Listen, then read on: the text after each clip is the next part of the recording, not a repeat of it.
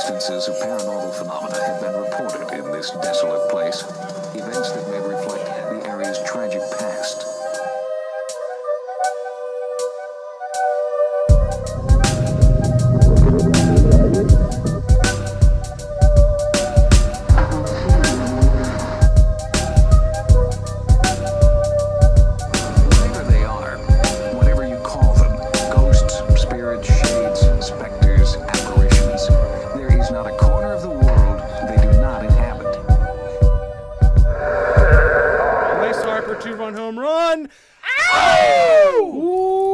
What's going on, guys? Welcome back to Other Ninjas Podcast. We talk all things paranormal. I'm Ken James, and this is Jason McKittrick. Hey, folks. And if we can haunt, howl, or dwell in the dark, we want to talk about it. And tonight, we are blowing apart that shitstorm that is the Warrens' career. Finally.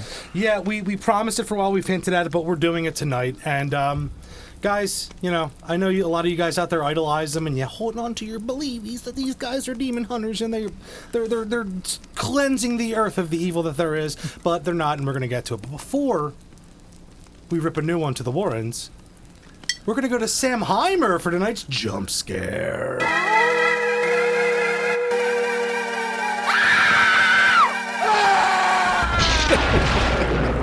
Hey folks, so back when I was going to UArts, I lived in a decrepit building called the Arts Tower, which was mostly peopled by art students, shut-ins, sex workers, and the elderly.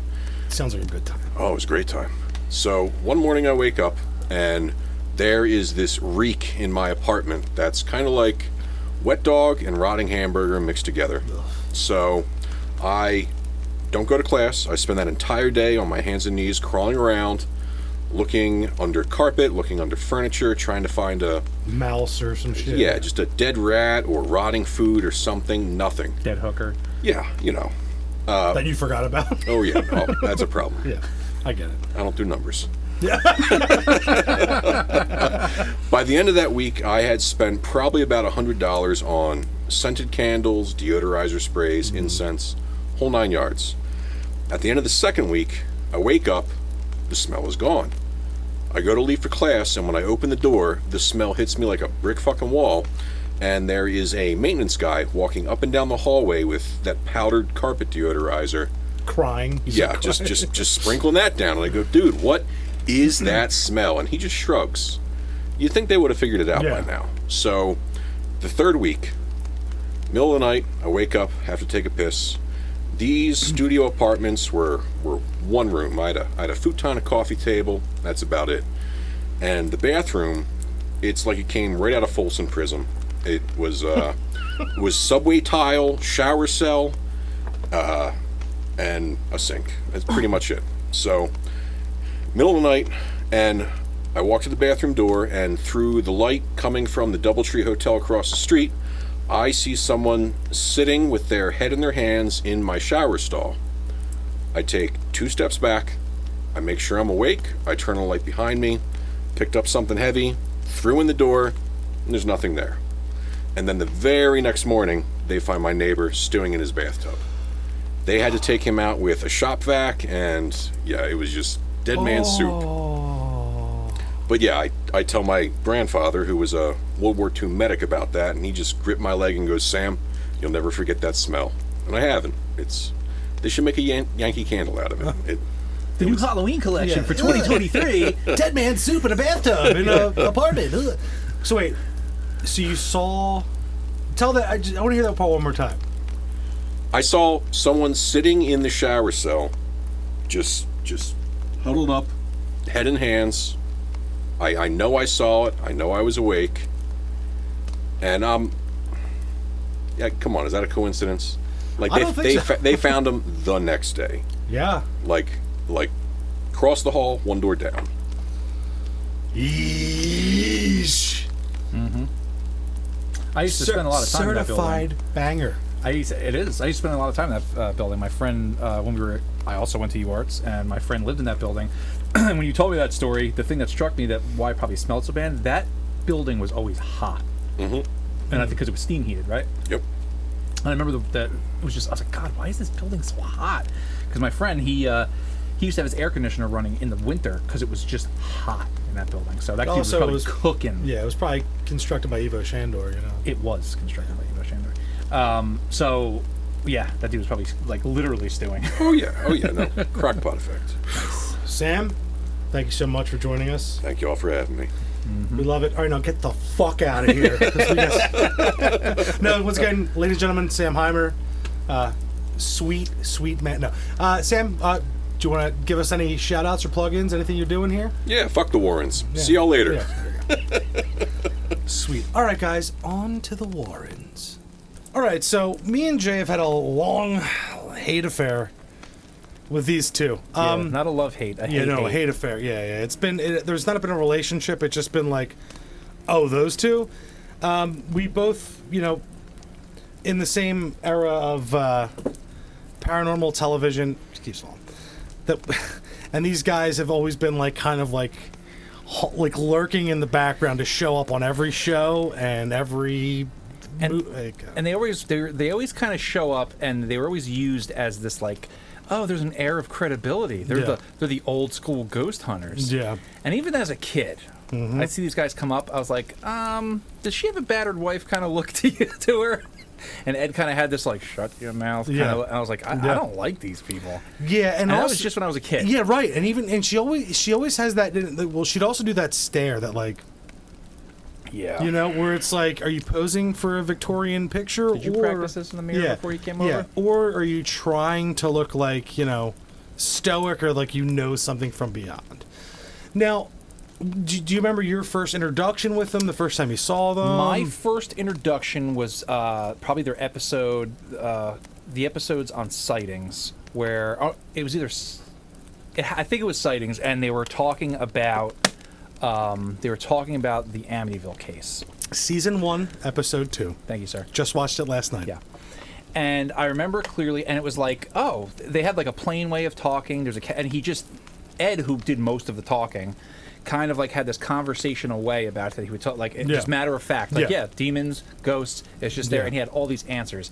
And aside from what I just said, it was just like, okay, because they kind of had this vibe about them. It's like, all right, I don't really like this guy, but at the same time, it's like, he's very assured and confident. Yeah. So it's like, okay, well, this kind of does lend an air of credibility to it, to my 8-year-old brain.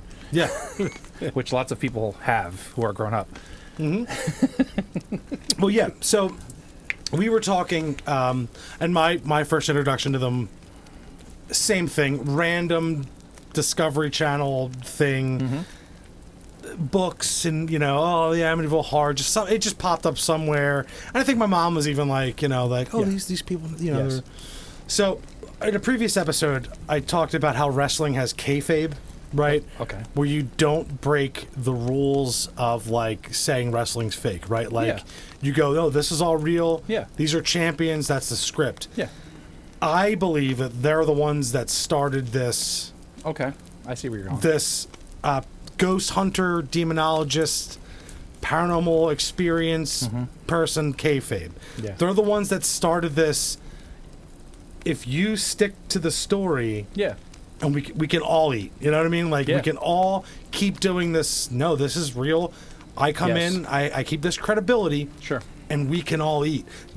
From them on to even the newest ghost hunters, right? Because they started the perfect storm of how it's supposed to go, right? Yeah, they played it straight. Exactly, but you also have the demonologist or the researcher or the one that's the most informed, the guy that knows what these things are, and then you have the medium or the one that has the foot in the other side and can hear the spirits and talk to them. So they have that dynamic of the one is the informed, strong. One's the Batman, one's the Robin. Exactly, and Robin with psychic abilities, right? He's from the circus. Yeah, but the one that's like I don't question them. They have this ability, right? So it's like they were the beginning of the modern ghost show that you get. Yeah, yeah. They didn't have a ghost show. They had book deals. They did all this kind of stuff. They forced their hand, and this is what was, I believe, the downfall of paranormal research. Okay. And I just wanted to get that out there before we go Yeah. into this. So, Jay, if you want to give us a little background on both them and the personal lives? Yeah, sure. I mean, I'm gonna, I don't like too often, but I'm gonna pull a little bit from Wikipedia just because it keeps it tight. But I think it's it's telling that Ed Warren's real name was Ed Miney. Like, he even had a different, like, this was a stage name. Yeah. You know what I mean? Yeah. And I don't know if I have enough to pull from, but we'll get to it later. But so, like you said, they were both associated with these very prominent cases of alleged hauntings, right? Mm-hmm. So Ed was a self-taught and self-professed demonologist, whatever that means, author and lecturer. And then Lorraine, like you said, professed to be clairvoyant and a light trance medium. And they both work together. What does that mean? I've heard her say it, and heard people say it, light trans medium. Well, she's in a light trance.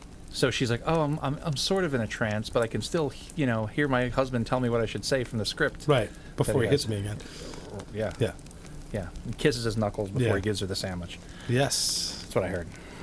Yeah. So they have their famous, in 1952, they founded the New England Society for Psychic Research, or NESPR.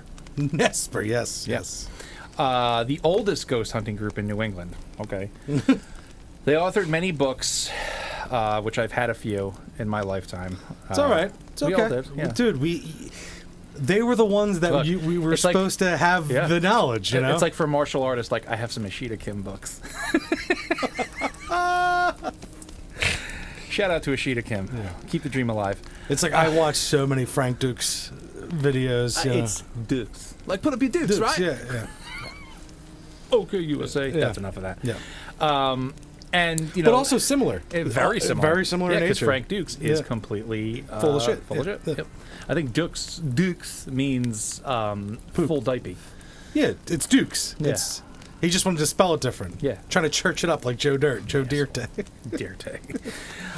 So they have these books about their private investigations in various realms of paranormal activity. Like they do the werewolf case. That's might be my We're favorite. gonna get there, but the sightings episode with the werewolf. Yeah. Also too, gang, they met in a movie theater when Ed was working there, and Lorraine would come in with her mother. Yeah. And he was just like, "Oh, you like movies? Yeah. You want to make one? Yeah. Get a load of this. Yeah. Stick with me. They'll be making movies about us forever." Oh, your mom's a psycho, and you're a little off. He was like, "Damaged goods, perfect." Yeah. The only way this is going to work out. Yep. He's like, "You kind of look like Heather from Blair Witch Project if we were young." Interesting. He's like, "All right, Okay. take it." So they claim to have investigated well over 10,000 cases during their career. Yeah, they did 10,000. Without a single proton pack. Yeah. Lunacy.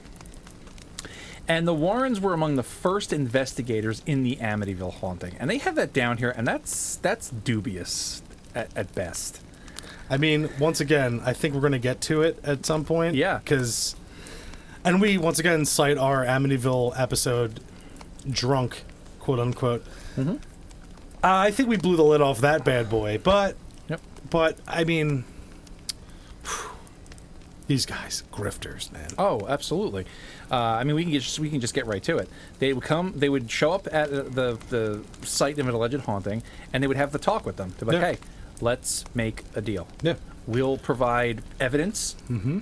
We could do a book deal, and we'll all make money." Yeah. That's what they did. Do you like money? I do. And, that's what you say. Do you like, and they go, yeah. And they go, and a lot of these cases, they have people, after they died, people came out of the woodwork, were like, "Oh, thank God, I was worried in case it was real." Like, they were, oh, man. Yeah. There's at least a few instances of things happening where their skeptics have suggested that there's just no evidence. Like, it's all hearsay. Yeah. It's all, "Oh, we almost got that evidence, but I saw this." It's like, well, that's not evidence, man. Yeah. And there's also it's a lesser known case. It's the Snedeker family. that they completely invented. Yeah. Do we want to go down the list and just go into it? Okay. So before we get into because they're on this list here. Yeah. I mean, they're both. Yeah. They've both now passed. Their website is still live, which looks like it was built in 1998. Yeah. Looks like remember the Hot Topic website from back in the day?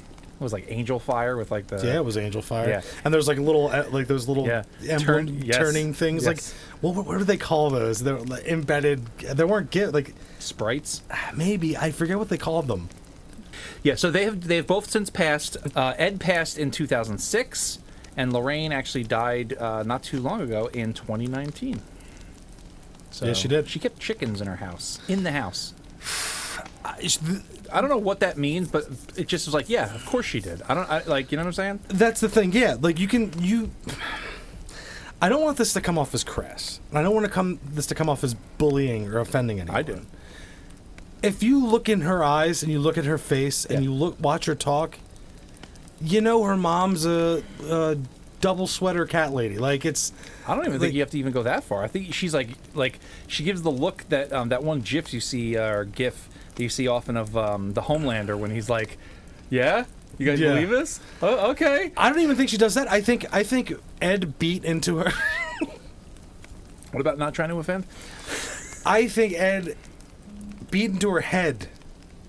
The So it wasn't the nun that did it? What was the name of the nun? I forget. Ball. It was Ball. They used Ball for. They had it in the background on the brick. Like, dude. That's right. They love that. You want to watch a good Ball movie? Watch The Right with Sir Anthony Hopkins. He crushes that. I hate that movie. You hate that movie? I do. You don't think he does a good job? It just kind of sucks. He was like, I need a paycheck. Everything kind of sucks now. That's still an entertaining Exorcist movie. You know what one wasn't entertaining? That newest one with your boy Russell Crowe. I went to town crushing it online. That it was trash. Dude, they turned it into a superhero movie at the end. They made a superhero battle. Yeah, at he gets the end. power-ups. Yeah, and so does the superhuman demon. And then they make it Men in Black at the very, very end. Mm-hmm. And they're like, oh, we're going to turn this into a universe. Yeah, and they're like, there's demons everywhere, sir. They have to, I was like, whoa.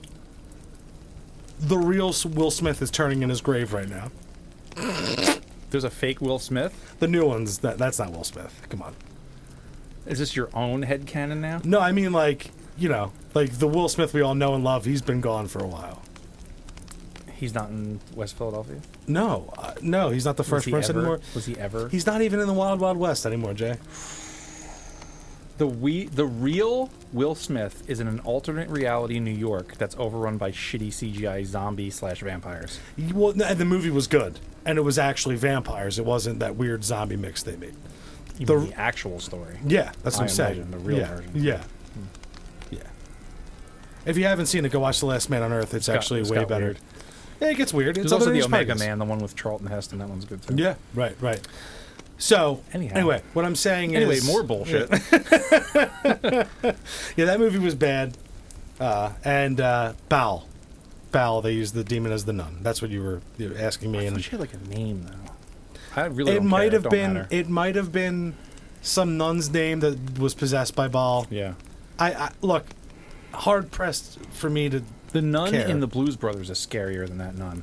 The penguin Yeah. with the fucking ruler. Yeah. She like floats. Yeah. Sick. Yeah. The nuns in Death Become Her. Oh, Death Becomes Her. Yeah. Are way scary. The ones that are floating down the hallway when Bruce They Willis just is took like. that. They just took that from. They took that from the Blues Brothers. But it was still better. I'm just saying it was better than the nun. Anything is better Yeah. than the nun. And then just like the internet, they take that and they're like, oh, this is the scariest thing, and people dress up. It's like, dude. I've been at places where like I'm meeting new people for the first time. It's like Christina's friends, and like the other husband is there or something, and the guy's like, "Oh, I heard you do a podcast." I'm like, "Yep." You ever see the Conjuring movies? And my head is just like I've been poisoned. Like, yeah, those are all nonsense. No, man, the Warrens. I'm like, nope. And I've weirdly come up on this a few times. People are like, oh, the Warrens. This. I'm like, they are frauds. Do you understand? Frauds. Yeah. All you have to look, you just scratch a little bit, and you see that they're frauds. So. No. I get the kind of same thing. Because I'm like, hey, I do a podcast. No, but no. Anytime I get into the paranormal, people do like those are the godfather and godmother of the research, and it's like, like I want to beat your face in right now, but it's not socially acceptable. Mm-hmm. So like, I just go, nah, dude, they're not good. Nah, dog, they ain't good. Mm-hmm. And not to mention the secret mistress that Ed kept. Yeah, let's get. All right, so let's get into the first. Do you want me to take the first portion here, buddy? You go for it. All right, so let's get into their psychic photographs here, buddy. Mm-hmm. The Warrens' investigations over the years may have stirred up quite a controversy. Mm-hmm. However, their website now includes a specific section named "Taking Psychic Photographs" that teaches methods to photograph spirits. The hints mentioned include load your camera after you get to the site. Lorraine Warren believes that this gives recognition to the spirits and gives them maximum opportunity to imprint on the film. Load your camera? When you get there. Like, don't with do the film that you can't get anymore? Yeah, right. Wow. Load your camera with the film when you're at the site. Yes. So they see that, like, oh, they're taking pictures. Yeah, exactly. Well, we're here to do this. Yeah. So, once again, Lorraine believes that this gives the recognition to the spirits and gives them maximum opportunity to imprint on the film. Use an autofocused or fixed focus camera with an automatic flash. The more powerful the flash, the better. Right there. Yeah, to white out your picture. To not only that, to white out your picture, any insect or speck or anything is going to be brighter, and it's going to look like an orb. How else are you going to capture rods? It's true. It's true. Capture this rod. Assuming you're successful in taking psychic photos, you want to be able to rule out clouds, the moon, and so forth as the origin of your psychic photos. So, why are you looking up? The ghost Dude, there's nothing. They just want you to capture a photograph anomaly. Some kind of visual artifact, whatever they call it. Yeah. You want a fuck up on your pictures. You'd be like, dude, we were just standing there, nothing's going on, and all of a sudden... This is the spirit of Ben Grimsley. He was, off the top of my head, I just made that name up. I like it. That's what you do, and you just go. But... These instructions sound far too specific, almost as if the photos of psychics are nothing more than just light blobs. Of course, we just said that. Yeah. While writing for Skeptic Blog in the Hunting the Ghost Hunters article, Stephen Novella writes, the vast majority of the Warrens' physical evidence is photographs. They have hundreds of ghost shots taken by them and those who work for them. The bulk of these photos are simply blobs of light on pieces of film. There are dozens of ways to get such light artifacts onto film, but most fit into one of the three categories: flashback, light diffraction, and camera cords. Rare double or multiple exposure creates more interesting but still artifactual photographs. So, just like we said, and the last thing here is the flashback category is the most telling of all. According to Novella, flashback is simply light from the camera flash reflected back at the lens, causing a hazy, overexposed region of the film. The result is often wispy and blurry light image on the film. Ghost orbs are generally no more than particles or dust, most that were exposed to the light of the camera. This is precisely why the Warrens encouraged bright flashes. Jesus Christ! Yeah. It's almost like we knew it before we read it. Yeah. Like what? Like you can even do it now with the phone absolutely. the camera on your phone. Yeah. Turn the flash on. Like the morons that go somewhere and they're like the flash is just on. Or you're being a creep at your boy's house and you take a picture of his girlfriend's feet and the flash goes off. Everyone's like, what the fuck? You didn't see that? No. Oh, man. Taking the internet by storm. So there's, I don't know, whatever. I'll go into it. Yeah. There's these guys, they're just hanging out, right? You got two boys are on the couch. Then you got the other dude.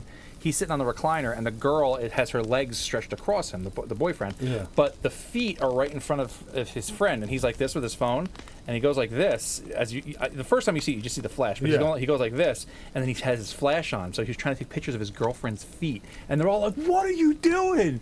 And then like they grab the phone from him. He's like, "You just took a picture of my girlfriend's feet." Like, it's hysterical. Oh man, they should have beat the piss out of that guy. They may have, but it just cuts right there. Yeah, because then everyone's like, "This is fake." I was like, maybe it is, maybe it isn't, but I just thought it was funny. It was just like, because that guy's gross. Yeah, it's not her feet. It's a light anomaly. It's a ghost. Yeah, it's a ghost feet. I saw a ghost on her feet. Uma Thurman ghost feet. They're dirty. Dirty feet. Yeah. Anyway. But isn't that easy enough? Like, isn't that easy enough to decipher? Like, to be like, oh, they want you to do that because you go, oh, this is psychic ghost photos. Yes. And they wanted the reason too the film, you know, is so you had the evidence that it was on the film. Yeah. It was on the film. I didn't. What do you mean? It's on the film. It's imprinted on the film. It's the ghost imprinting it on the film. Yes. But okay, so let's say that ghost imprints on your film aren't enough for you. No. How about a werewolf demon? Look, this is all I need. Okay. This is all I need, buddy. All right, so this story talks about the extraordinary exorcism of a werewolf from a man's body. I remember this from sightings. The picture is so good. Dude, it looks like David Cross. That's David Cross doing. That's not David Cross. No, but it looks like David Cross because he would do this. It looks like Ed Harris. All right. You know? Yeah, it looks like both of them. What do you mean there's no treasure here? Sorry, I don't know what the fuck. The Rock. Yeah. I'm a prick to everybody in Hollywood. Just look a little bit. Yes, he's a prick. Capote. No, was that Capote? No. History of Violence. He does a press conference and he flips out. People are like, "What is going on?" He like throws something off the table. It's nuts. It's sick. Anyway, I digress. The book published after, titled "Werewolf: A True Story of Demonic Possession." In Kirkus Reviews, an unnamed author notes, "Skeptics, please note the Warrens' assurance that this is a carefully documented case." They forgot to include the documentation now. Dude, they would have been billionaires if they were born in the Netflix era. Like, if this era, like, they would have been... Well, they're great charlatans because they just deflect. Everything's deflected. Like, well, we have the evidence. And even if they probably were trying to, screw them down, but like, where is the evidence? They could even be like, look, this is a personal case. We were sworn to secrecy, but we're telling you, we have the evidence. This is real. I mean, they would be able to spin it all. So anyway, Unexplained Mysteries, a blog post by Rob Michaels, provides an overview of the case. The post reads the following passage: "The Warrens haven't been able to produce any photos or material evidence, but the very presence of the famous demonologist couple, paranormal collector John Zaffis," that's their nephew, "and famous exorcist bishop Robert McKenna, greatly increases the credibility. Yet again, it is just the Warrens' word that is taken to be, quote, the truth." So that's all that they do. They just say that, we've got all this evidence. The werewolf one had nothing. It was just a guy who would just like curl up and and then they would he would pretend out demon, demon be gone, werewolf, this is a silver cross, get out, and they would spray him with like silver perfume. There was that one on sightings where they have like the priest in there who's this old crotchety son of a bitch, and like it's a woman who's supposed to be possessed, and he's like literally like downward knuckle punching her in the head. He's like, "Christ compels." I'm like, what the fuck is this? Yeah, he's beating the demon out of her. Yeah, it's like, what? Some kind of kink I don't even know about. Mm-hmm. Well, you have to be clergy. Right. So, right. All right. Yeah. So you want to take us to the Annabelle case? Oh, I would. My friend Jason McKittrick. It's the realest thing. I would love nothing more than to go into Annabelle, guys. Mm-hmm. Annabelle, the doll, is perhaps one of the scariest horror stories to date. Yeah. Get the fuck. However, what is suspicious is the fact that all the information that exists about the doll and the hauntings related to it comes directly from the Warrens. There is absolutely no evidence supporting or denying that the Warrens claim outside of their own statements. In the article Paranormal to Pop Culture Pipeline, writer Joseph Laylock discloses a nursing student received a Raggedy Ann doll from her mother in 1970. When the doll exhibited strange behavior, a medium revealed that the doll was possessed by a dead woman named Annabelle Higgins. The student and her roommate took compassion for the spirit and granted Annabelle permission to reside in the doll. However, when frightening incidents continued to occur, they contacted the Warrens, who declared Annabelle Higgins was actually a demon. Let me get to that. I want to talk about that after this. But the Warrens took the doll to their museum and put it up for display in a glass cabinet that a cross is hanging over its head. It also comes with a positively do not open warning sign. Ed also warned visitors about the last man who mocked the doll and how he ended up dying in a motorcycle crash. Yeah, ooh.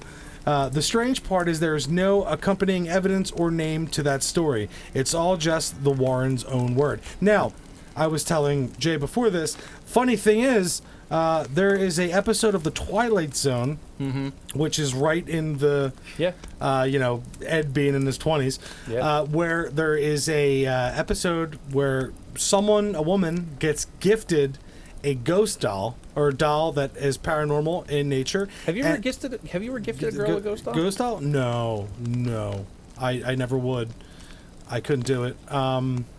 You never gave her the old ghost doll? No. I Sorry.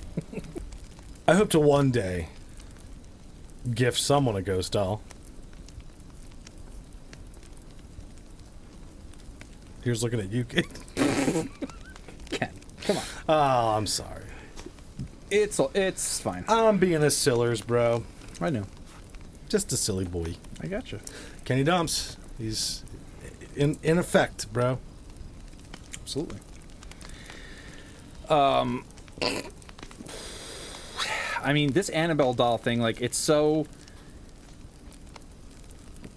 perfect for, like, these kind of, like today's bullshit, because it's, like, haunted doll, because it's, like, how could you possibly believe that? But at the same time, it still lands in, like, the realm of plausibility for people, because it's like, well, it's a vessel for this spirit. It's like, what? Because it's the kayfabe that has been built. Yes. This universe. But also, the way that they kept that doll in that museum just shows you that, like, presentation is everything. Take this beer can, put it in a shadow box, and put dangerous, haunted, killed 5 people. Yeah. Oh, shit, really? It's just filled with piss. Yeah, it doesn't matter. You could put anything in a shadow box and write dangerous, put a devil card on there, say it's been exorcised 50 times, whatever you want to say. Yeah. And, you got yourself a haunted doll, and... It's scary. It's scary how many people will just go, without evidence, they just take people at face value and go, yeah. No, that's the scariest shit. Yeah. Go like Annabelle, Robert the doll, Yep. Oof. So, the Snedeker family haunting, right? So this apparently, I don't know. I'm starting to get different information here, and that's kind of like what you're going to get when you come to this kind of stuff. But this was the case that apparently inspired the film A Haunting in Connecticut. Okay? And you know what? Lorraine Warren loathed that film. She claiming it was historically inaccurate.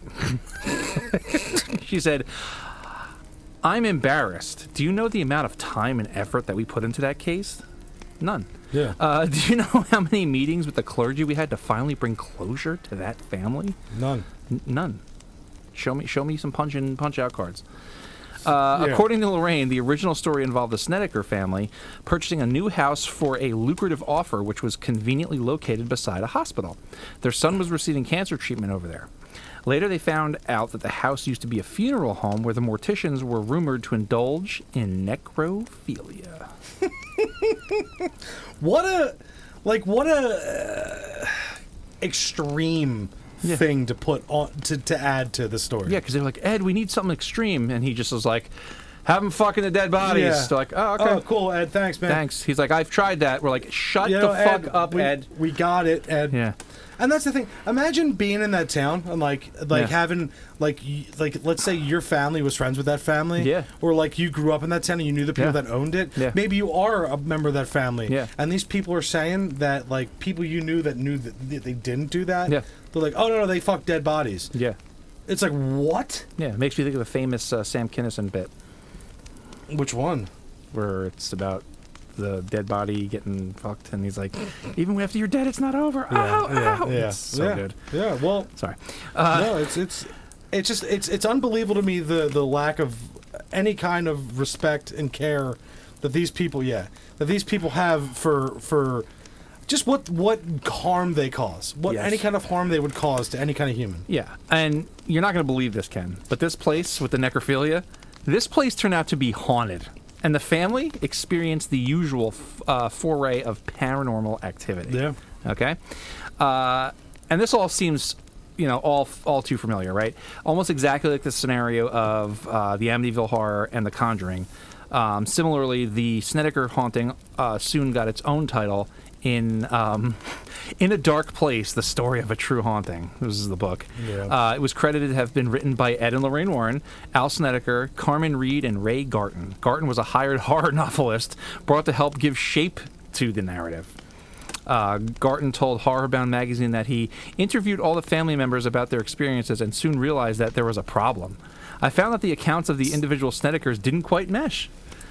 They couldn't keep their stories straight. I went to Ed with this problem.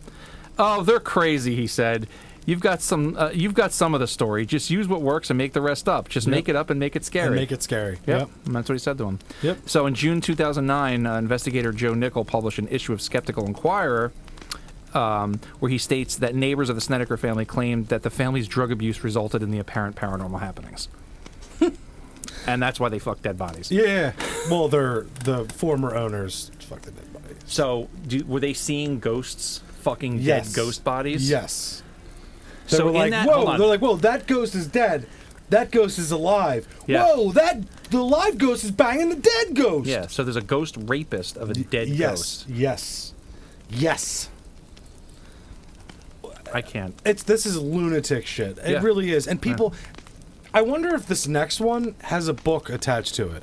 Because the They- first two, Well, I wonder if it has a movie series attached well, to eventually, it. I'm saying that's years later, but let's say when the case was going on. Yeah.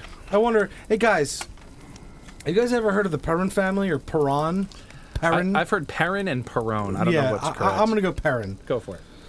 Hey guys, the Perrin family case formed the backbone behind the blockbuster 2013 horror film The Conjuring.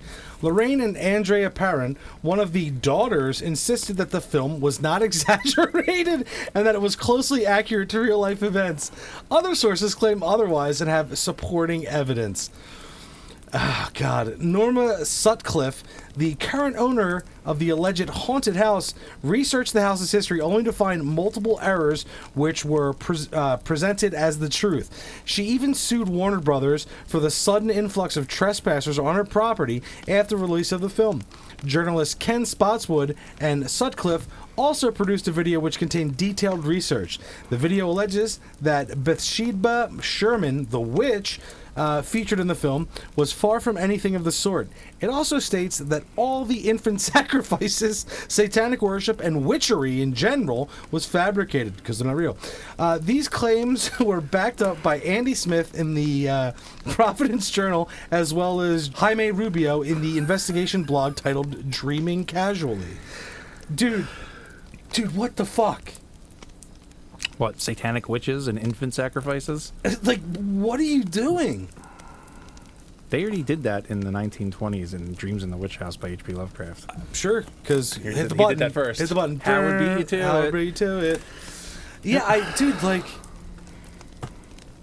and we got more, guys. Like, we got more. Yeah. That was like, So next up was the Amityville case, which I kind of, not the actual case because the movie was filmed in my hometown, so I kind of love talking about this sometimes because Sure. James Brolin, what a smolder. And Margot Oh my Kidder, God. back in her day before she went Looney Tunes, yeah, she was fine. Yeah, fine. Yes, She was I am a fine. pig. I'm sorry. Not the ghost pig in the attic, Jody. You're not Jody. Ghost Pig. That's a hell of a name.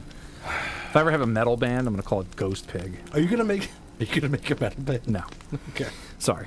The Amityville Horror cemented Ed and Lorraine Warren's name in the world of the paranormal. It all started with the infamous Ronald DeFeo Jr. murdering his whole family in the dead of the night. I feel like we talk about this case every 6th episode. Yeah, well, because it's one of the. I know. It always pops up. Yeah. Because they are. Because they come back to it. They're like, Yeah, what they about harken this? back It's like to it, fake. yeah. But what about this? It's fake. It's fake. Yeah. And God, just Yeah. So, yeah, he murdered his whole family in the dead of night in 1974 after claiming to hear voices. So shortly after the Lutz family moved in, and they too experienced paranormal encounters and unexplained phenomenon. And then in 1977, the book The Amityville Horror was released, and the public was made aware of the entire scenario. So despite the stark reality that attached itself to the case, multiple accounts by different people confirmed that the whole story was fabricated. According to ABC News, William Weber, DeFeo's lawyer, claimed that he and the Lutzes had, quote, 4 bottles of wine, followed by a, quote, creative writing session about what kind of thing could go into the writing of a horror book. The Lutzes, however, continually maintained that their experiences were in fact real. Their son Daniel, oh, that poor kid, so messed up. Yeah. Created a documentary titled My Amityville Horror, in which he builds upon his parents' stories. Dude, that is one of my favorite documentaries, but not for the reason that most people would think. Yeah. You see how this kid was just like convinced that this shit was happening, Well, and now he's yeah. a completely damaged adult who can't determine what reality is. We talked about it on our Amityville episode, and I because I remember seeing it. It was on Netflix, and I texted you. Yeah. And I was like, bro, like, and you were like, nah, dog. I was like, go ahead and watch it. Yeah. It's nested, like halfway Yeah. through the thing, like the psychologist is on there and like basically just says like, yeah, he can't determine, yeah. like, he's so messed up that like his adults lied to him his entire life that he just, The Warrens fit into this story kind of oddly, right? So about 2 months after the Lutzes abandoned the Amityville house, they and the Warrens had a psychic slumber party, quote unquote. That's the first track off of my Ghost Pig album. Or that's our new show on MTV. Psychic Slumber Party? Psychic Slumber Party. We get all together. Yeah. And we have like we like tell about like, well, who's cute? Which ghost is the cutest? Yeah, right. Now check out the new single from Ghost Pig, Yeah. Psychic Slumber Party. Also, the theme song for the MTV show, Psychic Slumber Party. So a local news affiliate's camera crew were also present during this time. Lorraine insisted that she sensed the presence of demonic entities in the house. This is on YouTube. You can watch this. It's so stupid. Later, a photograph captured that evening surfaced, which allegedly captured one such entity. It is very likely, though, that it's just one of the camera crew. You know this picture. It's the kid with the glasses. Yeah. Well, see, I never saw him with glasses. I just saw him as bigger eyes. Yeah, because you were conditioned to see that. Either way, it's a kid. It's a kid with glasses on. Or they think it could be one of the camera crew that was like bent down and like looked up like, huh? It's weird and it's not real. So the TV appearances made by the Warrens later, as well as the 1979 horror film released under the same title, began the fervor for the, quote, true ghost story and secured the Warrens' reputation for years on. That was it, man. I mean, and that was... that came after The Exorcist. Yeah. They were trying to capitalize on The Exorcist craze, and it worked, man. That movie that movie was a bigger hit because it had less of a budget, and it made more on its return. Yeah. So actually, the Amityville Horror was a bigger financial success than The Exorcist. Yeah, that's wild, man. It's so wild that like, if you strike when the iron's hot, like once you know the market, and like these studios sometimes will take a gamble on something, and they'll just, and it just, and then it informs so many other mediums. It's nuts. And like, I mean, look at the Blair Witch Project. We're still in that era. Yeah. Like, it just created a whole, I would even say a genre in unto itself, the found footage. They're still doing it. Did you ever hear that story about how Bruce Willis predicted the coming of the Blair Witch Project? No. He was on set with someone, and he was holding like the first like Sony Handycam. Yep. And he's like, you know what? He's like, someone is going to use one of these things, and it's just going to change film forever. He's like, they're going to make something so good with one of these that's so small. Yeah. And then 2 years later, Blair Witch Project. Well, yeah, I mean, makes sense. Absolutely. Yeah. Because then you have to be creative at this point. Yeah. You actually have to do something cool. Yeah. And tell a good story. Yeah. Because you don't have, laser beams being shot into someone's asshole. Wow. What movie was that? Wasn't that Lord of the Rings? It was more like fireballs, right? More of a fiery Sauron was about the fireballs. Lasers? Terminator? Could be. I don't know. Oh, I saw it somewhere. Whatever. Anyway, so guys, back to the Conjuring series, I guess. This one is so pathetic I actually picked up a book in my elementary school library. Yep. And it had an article on this, and of Yes. course I was enthralled. And it was one of those, I forget the name of them, maybe Time Life, and they had all the pictures from this haunting, and they were up and down doing the, oh no, this is real, this is documented, it's real, the Warrens, the Enfield Poltergeist, guys. Enfield Poltergeist tale is that of the 11-year-old Janet Hodgson, who was believed to have been possessed by a poltergeist. Wait, first of all, possessed by a noisy spirit? Okay. The entity was... Are you saying there's no consistency in this this No. storm of bullshit? Yeah, that's exactly what I'm saying. Okay. The entity was believed to be responsible for levitating the child in midair, throwing objects around the room, and emitting strange noises. Soon the story garnered major media attention, and the investigation into Janet and her 13-year-old sister, Peggy, began. In 2012, Joe Nickel wrote for the Skeptical Inquirer, which we should probably subscribe to, how most of the paranormal incidents occurred when people were not around. The objects the objects being thrown around the room were most likely Peggy or Janet when no one was watching them. An audio recording of the dresser falling down contains distinct footsteps leading up to the dresser. Most of the instances that involved the poltergeist speaking was just Janet or Peggy hiding behind the doors. An obvious attempt at ventriloquism. Also, there's video of them interviewing her. And she's doing it, she's just really good at it. Yeah. Her teeth aren't moving, Yeah. but she has huge fucking British teeth. Huge fucking British teeth. And she's like, she's doing it, and like they're like, is she here now? She's like, and doing the voice. And it's just like a voice like this. Yeah. And it's like, guys! Yeah. Guys! Like, it's... Hey, there's money on the line. I here. understand, but Don't guys... get hysterical, Ken. It's like... They're still going like, this is real. And it's a little girl, and she's laughing while she's doing it. Yeah. The photos that apparently depict Janet being levitated are surprisingly nothing more than her jumping off the bed. Yet, in The Demonologist, Ed Warren swears that he saw the girl sound asleep levitating in midair. Total bullshit. In 2011, Janet, then 45 years old, which I watched, is like, I couldn't believe it, admitted that she and her sister faked some of the phenomena, wrote Nickel. I'd say 2% she admitted. Like... She faked 2% or only 2% was real? They only 2% was real. Yeah. You ever see that documentary? No. Oh, dude, I watched it, and I she's all old now and just looks run down, and she's like, we were supposed to be doing it. Like that. She talks like that the whole time, Yeah, she's wide-eyed. probably fucking traumatized from Oh all that yeah, bullshit. from her parents, and then oh my god. Yep. They're like, no, we're gonna make money years and years later, when when we're all dead, and it's, oh god. Yep. Insane, man.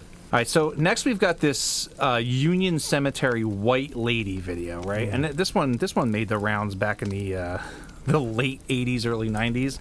So according to Wikipedia, the Union Cemetery in Easton, Connecticut dates back to the 1700s and is reputed to be one of the most haunted cemeteries, not only in Connecticut, but also in the entire United States. One of the most famous ghosts who haunt those grounds is the Lady in White, a spirit believed to have sprung from grave misfortunes. Is that like a pun? Grave misfortunes? Yeah, absolutely it is. Seeing how the cemetery is in fact close to the Warrens... Someone majored in creative writing. Yes, not the author of this article, though. Seeing how the cemetery is in fact close to the Warren stomping grounds, they have made the best use of the legend. From an interview from GhostVillage.com. Remember that website? It was around for a while. I do remember Ghost with Village. Jeff Belanger. He was on Ghost Adventures a ton of times, and his podcast is okay. Ed supposedly taped his run-in with the ghost, stating... Ed first recorded the White Lady on September 1st, 1990 at 2:40 a.m. The only light was a street light, which was 50 yards from where I was sitting, Ed recalled. I heard a woman weeping, and I looked out and saw hundreds of ghost lights floating around and forming into a figure of a woman. I couldn't make out facial features, but I could see she had long, dark hair, and she was dressed in white. I started to walk toward her, and she disappeared. You never walk towards the ghost. You let the ghost come to you, because you can change the molecular and magnetic field when a ghost is materializing. What horseshit. You Right? just make stuff up. You do. That's what you do. Once again, it's that Yeah. kayfabe. It's that, no, stick to the script. the script, and you Yeah. stick to the story. We'll all have your back. Like, we'll all have your back and be like, yeah, Yep. no, we got it. So no matter how many people have searched for the alleged video, they have found nothing. Steve Novella claims to have seen the video for himself and wrote an article titled "Hunting the Ghost Hunters" on his Skeptic blog, and he had the following to say. We have only been able to view this tape in the Warrens' home because Ed refused to give it to us for analysis, a common theme in our investigation. The tape shows an apparent white human figure moving behind some tombstones. Like videos of UFOs, Bigfoot, and the Loch Ness Monster, however, the figure is at that perfect distance and resolution so that a provocative shape can be seen, but no details which would aid definitive identification. Yeah. Ed Warren has not investigated the video with any scientific rigor and refuses to allow others to do so. Despite Ed's insistence that he was engaged in scientific research, he continued to jealously hoard his alleged evidence, rather than allow it to be critically analyzed as necessary in genuine scientific endeavors. You know, like a liar. Yeah. Yeah. You know. The evidence is there. I mean, we it's. gotta keep it on I was with him like, 2:40 in the morning, like that's some scary shit. Like in the cemetery, awesome. And then these little ghost lights coming together to form it. It's like, come on. Yeah, blew it. Yep. Blew it. You were good there. Too many details. We got a couple more here. I think it's just two more. Yep. The Smurl haunting. The Smurl haunting took place in the 1980s. Sheena DeLazio. Hey, Paisa. Hey, Sheena, don't forget the Shvoya Dell. Yeah, Sheena, get in the fucking car. Sheena DeLazio stated in 2012 Times Leader article that the family reported loud noises and bad odors and pig grunts in the house. A callback. They also claimed that it threw the Smurl's dog into the wall, shook their mattresses, pushed one of their daughters down the flight of stairs, and physically and sexually assaulted Jack on several occasions. In 1986, the Warrens came to the rescue. Did it make pig grunts when it was sexually assaulting Jack? Yeah, Jack's like, stop, pig. Yeah, pig, stop. In 1986, the Warrens came to the rescue, and Ed claimed to have seen a dripping message on a mirror that told him to get out. Ugh! If I never hear "get out" being the EVP or the message again, I'd die happy man. A philosophy professor at the State University of New York, Buffalo, Paul Kurtz, drew similarities between the Smurl haunting and the Lutz family haunting. Oh, no shit, they went back to the well. I can draw similarities. They're both fake. Yeah, right. Yeah. Dude, this whole article. About the Warrens, he said, they have no credentials in the scientific or the parapsychological communities. There is no explanation for the Smurl house, but I wouldn't simply assume it is a haunting. It seems to us that a great to-do has been made about it, and we wonder if it's like the Amityville horror hoax, which was based on imagination rather than actual haunting. I like how he calls it the hoax. Yeah, it's great. I love that too, like the dagger, the hoax. Members of the clergy who were brought in to bless the house and perform exorcisms stated that nothing unusual happened there. So it's like even the people, because the Catholic Church at times backed Ed Warren, and they were even like, Yeah. we got some money, stop. Yeah. It just gets Yeah. more and more, you know? More and more of the Yep. BS. But what if the devil made you do it, Ken? Well, that's the name of this next case, sir. So in 1981, the year of my birth. Yeah, and 86 was the last one. A contemporary article from People magazine written by Lynn Baranski stated that Arn Cheyenne Johnson was detained and tried for murdering Alan Bono, his landlord. So the defense argued that Johnson lacked control of his actions as he was possessed by a demonic entity. It'll happen. Debbie Glatzel, who was Johnson's fiancée, had a little brother, David, who was 11 years old. He claimed to have been visited by, quote, a man with big black eyes resembling the devil. After that incident, the boy began exhibiting strange signs such as hissing, growling, involuntary spasming. He gained 60 pounds and was reciting passages from the Bible or from Milton's Paradise Lost. Sounds like abuse. The Glatzels disregarded any psychiatric help and instead brought in priests and the Warrens to exorcise the child and bless the house. Just the team you need. Sounds like more child abuse. Just the team you need. Yep. The grifters and more bullshit. Then you get an Annalisa Rose situation. Oh my God. Yep. The Warrens claim to have performed, quote, 3 lesser exorcisms. The Warrens claim that they knew, quote, there were 43 demons in the boy. Oh, my God. An exact number, sir. Yeah. However, the priests involved at the scene negated the fact that any exorcisms took place. David soon showed signs of improvement after being counseled and moved to a, quote, private school for disturbed children. Yeah, his parents were whatever they were doing to him. And it moved from the situation and he gets normal? Yeah. Come on now.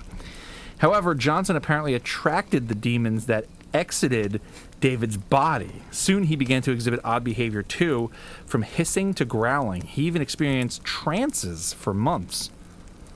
Lewds. Yeah, he was also like, back then. The 80s. Yeah, but he was also like, he was like, Yeah. the kid. He's like, he's getting away with shit. He's like, I'm going to kill this motherfucker and do it. Yeah. He's like, people are dumb. They'll believe it. Then he killed Bono using a 5-inch pocket knife.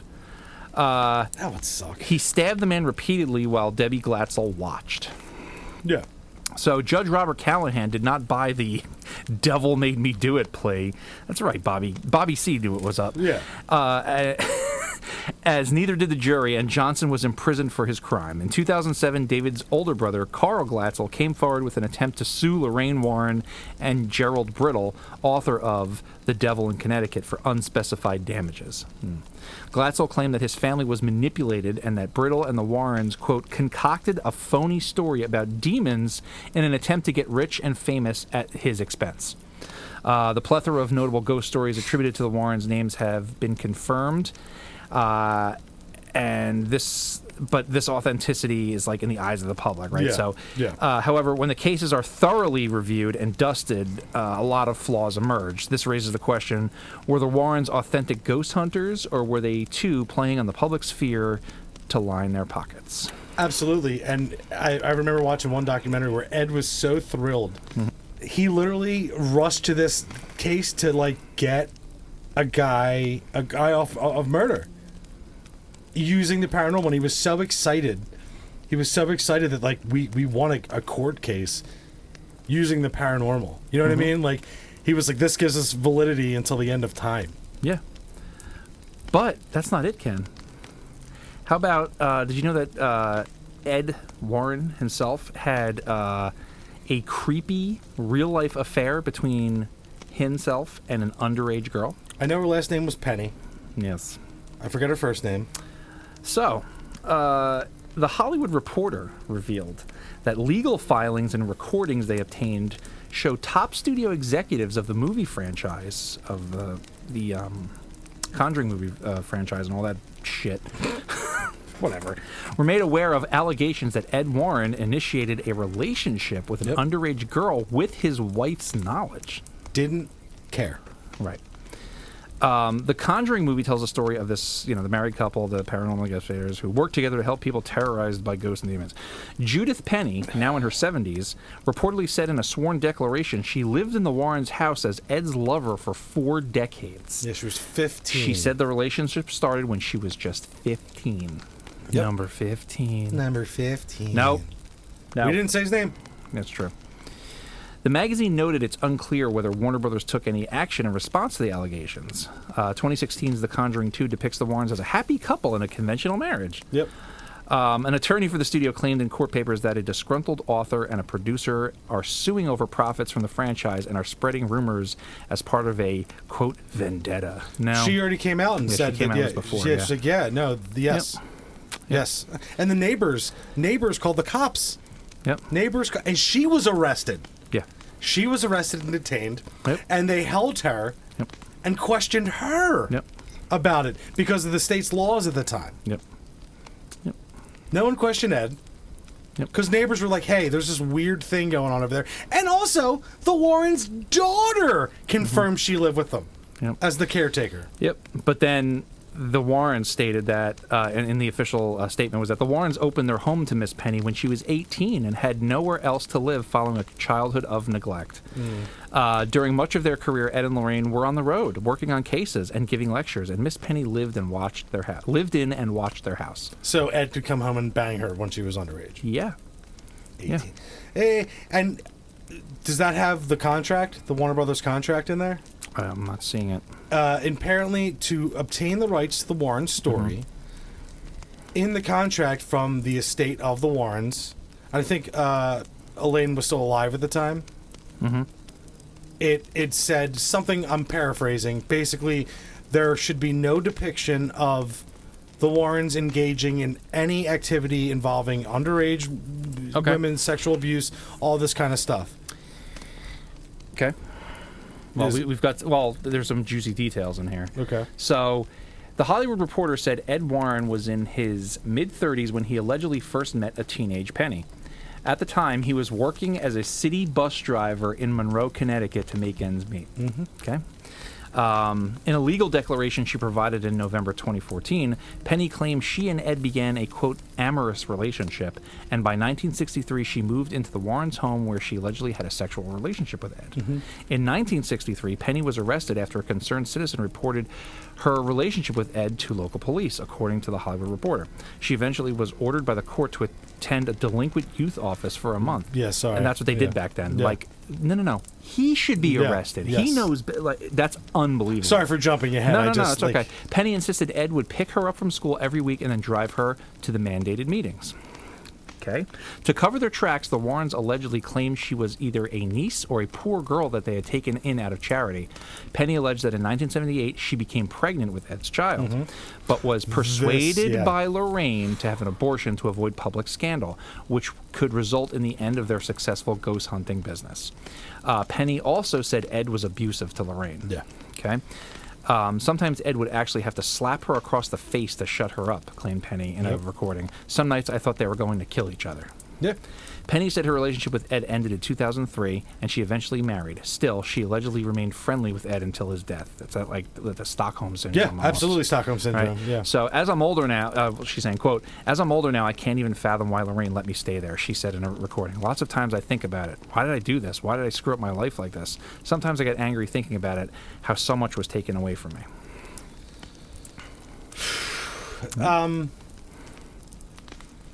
Yeah, and apparently Ed and Lorraine picked her up from school and drove her to get the abortion. Yeah, I'm sure. And then dropped her back off at like the house or whatever she was staying at. Yeah. So I wanted to leave that at the end there because I think that says it all. I have one little wrap up thing. Yeah, no, but I'm just saying I Yeah. wanted to leave that because that kind of says what you need to know about the people. Yeah.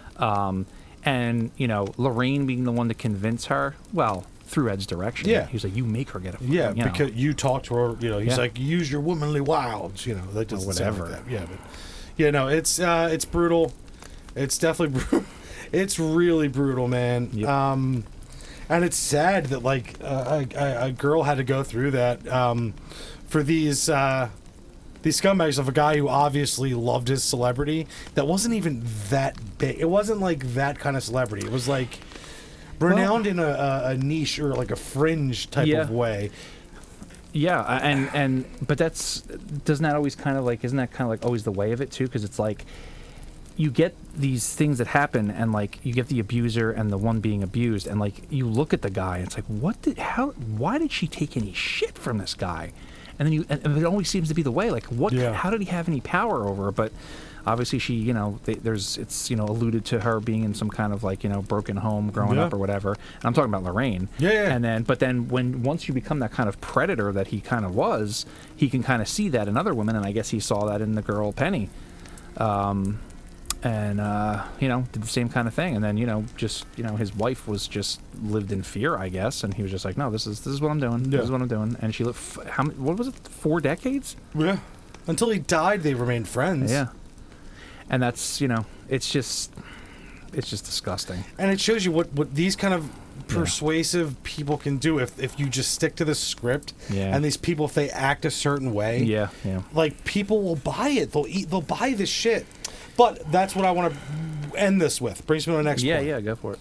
Ryan Buell, Okay. Paranormal State, right? Mm-hmm. He was the, for those who don't know, he got his first start. He used to do ghost tours of Penn State University.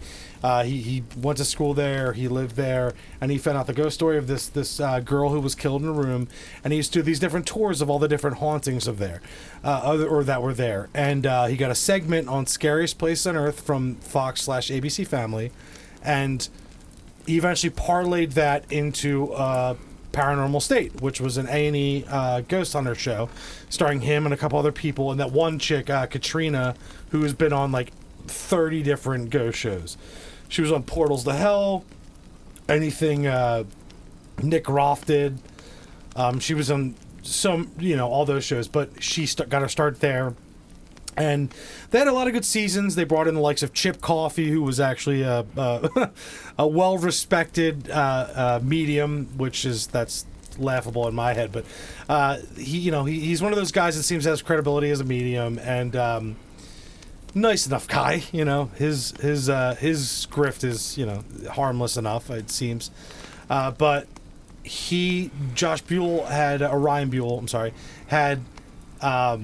Lorraine Warren on all the time, and she would come in and she'd have her handlers there and she would do her whole spiel about how haunted everything was and how and she would just go along with everything.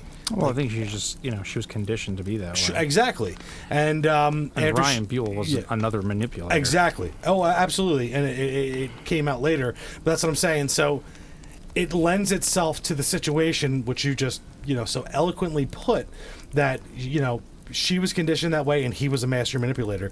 So to the point where he would have that, and she obviously wants to keep making money, she still has a museum to keep to keep going.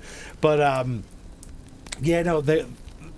so after she passes, things start to fall apart. The show gets canceled. Yep. So he starts having, at those conventions. Yeah. He starts, charging these tickets, or charging for these tickets, and he basically ends up canceling a bunch of these appearances. Well, yeah, it was called Conversations with the Dead. Yeah. And he began selling tickets for them, but never booked them. And Chip Coffey said that ticket sales had exceeded $80,000, and he just absconded with the money. Right. Well, first, I think it was 3 times they did it. Yeah. And after the first 2, Chip Coffey still had his back. Chip Coffey still was like, no, Ryan's a good guy. I've worked with him for a lot of years. He's, he doesn't have that in him. After the 3rd time, Chip was like, yeah, guys, I have to distance myself. Why didn't the psychic see that coming? Oh, because it's fake. Oh, okay. Right. So after that, and Jay, you know what? What? That's bull crap, man. They see things differently. They can't see the future. Yeah.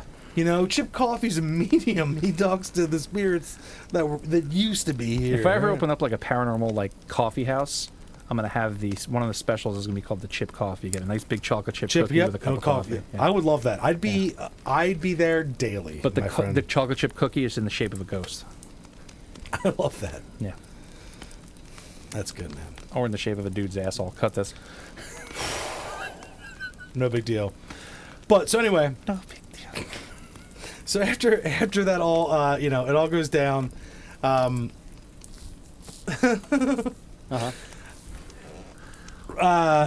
It turns out that Mr. Buell was embezzling the money. He was keeping it all for himself, and so he started getting called out by his fans because none of the money was returned. And he went dark. No one was, actually hearing from him. So eventually he starts saying that he has this mystery illness, right? That he's sick. Mm-hmm. And he starts talking about, I think it might have been pancreas or liver, something like that. He has some disease. That was before all this. His fake pancreatic cancer was in 2013. Right. And he told everyone that, it's in near remission. But then his mother said that was all fake. Yeah. So, but he used that as an excuse too, though, yes, as part of taking the money. Yeah, that was, they indefinitely postponed the shows. Yes. So then eventually, when it starts hitting a fever pitch, he ends up coming out and saying that he's marrying, what's his name? Sergi. Yeah. From his show. Yeah. And you could almost, when it happened, you could see the dude Sergi was like, oh, what? Like, what? I didn't, I don't money? What? I don't know. Yeah. It was just one of those attempts to, try to curry favor, and it all blew up in his face. He got arrested. Yep. And then the picture of him, his Ryan Buell's photo, his what do you call it? Headshot. Yes, mugshot. Oh, you see the meth marks all over his dude. face. Opiates and meth all over his face, and it's brutal. And you're like, damn, man.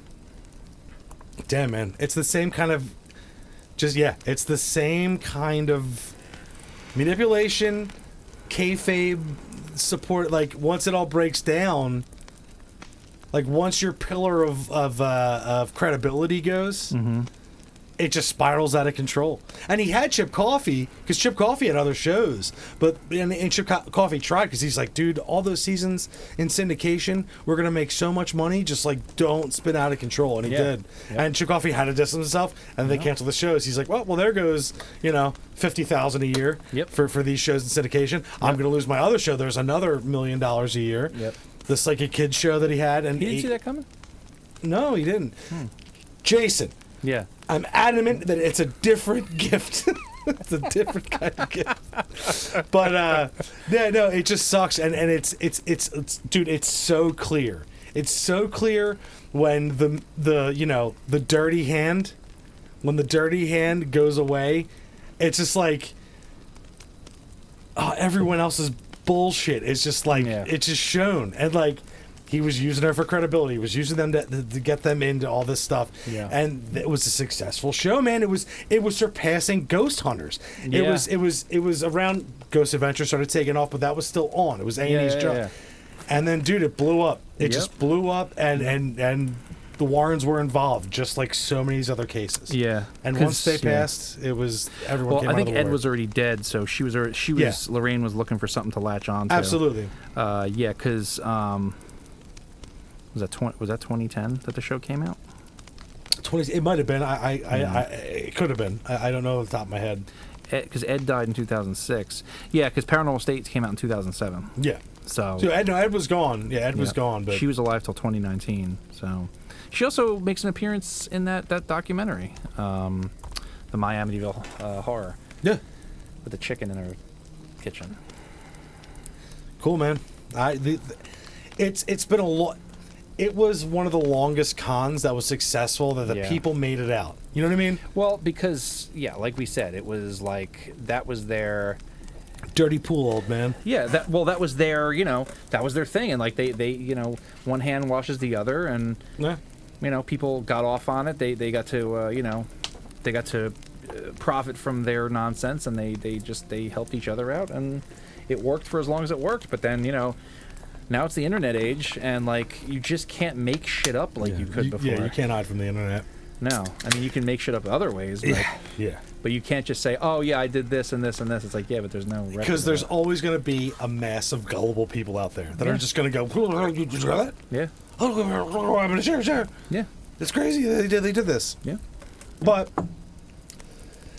I don't have much more to say. I hope we shed some light. We shined a flashlight in a dark spot of the paranormal history. At best, they're entertainers, right? And at worst, they're destructive charlatans that hurt a lot of people. And sexually assaulted a 15-year-old girl with a forced abortion tacked onto it. So. Yeah, I just also want to say one last thing. Peter James lives.